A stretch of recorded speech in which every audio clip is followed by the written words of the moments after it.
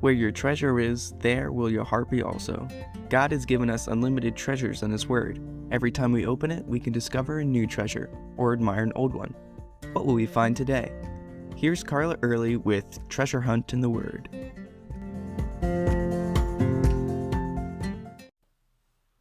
Every once in a while, I get a chance to interpret for the deaf at a church in town.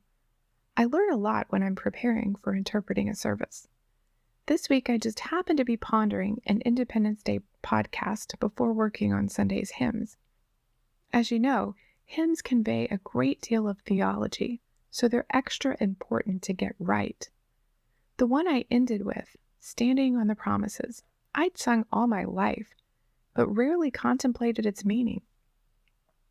Given that our 2 feet don't actually stand on God's promises, I searched for a more precise word to use.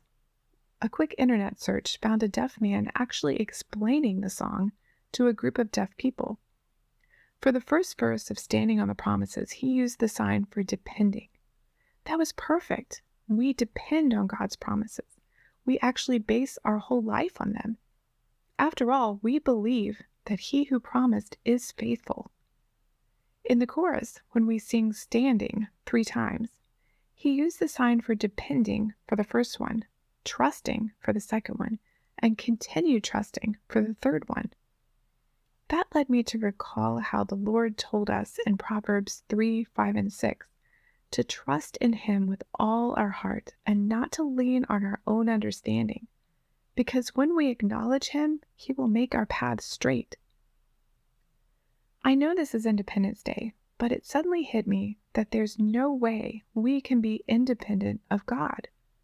In fact, instead of celebrating independence, which is valued so strongly in our culture, we ought to be celebrating our dependence on the Lord and praising Him for taking care of us, guiding us, and being so trustworthy. But then I found a verse of Standing on the Promises that I'd never heard before.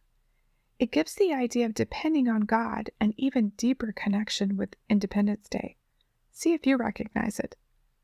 It says, Standing on the promises I now can see, perfect present cleansing in the blood for me. Standing in the liberty where Christ makes free, standing on the promises of God. Didn't Jesus say He came to proclaim liberty to the captives, to set at liberty those who were oppressed? And Paul talks about salvation being deliverance from the bondage of sin and liberty that we have in Christ. 2 Corinthians 3:17 says, where the Spirit of the Lord is, there is liberty. So this means no one can have real freedom apart from Christ. Paul also wrote that we are called to liberty. The Lord doesn't want us to even attempt to live without the freedom that He offers so freely. My favorite of these verses about the freedom that we have in Christ says that we shouldn't take His liberty for granted, but hold on to it. Galatians 5:1 says, Stand fast, therefore, in the liberty by which Christ has made us free, and do not be entangled again with the yoke of bondage. So today, as we celebrate our country's independence, we should celebrate our dependence on the promises that God has given us, the freedom that He offers. As they say, freedom isn't free. Jesus gave His life for ours. You can contact us at treasurehuntintheword@gmail.com. We'd love to hear the treasures God has given you through His Word. You can listen to other episodes at our website, which you can find in the description below. Thanks for listening, and remember, where your treasure is, there will your heart be also.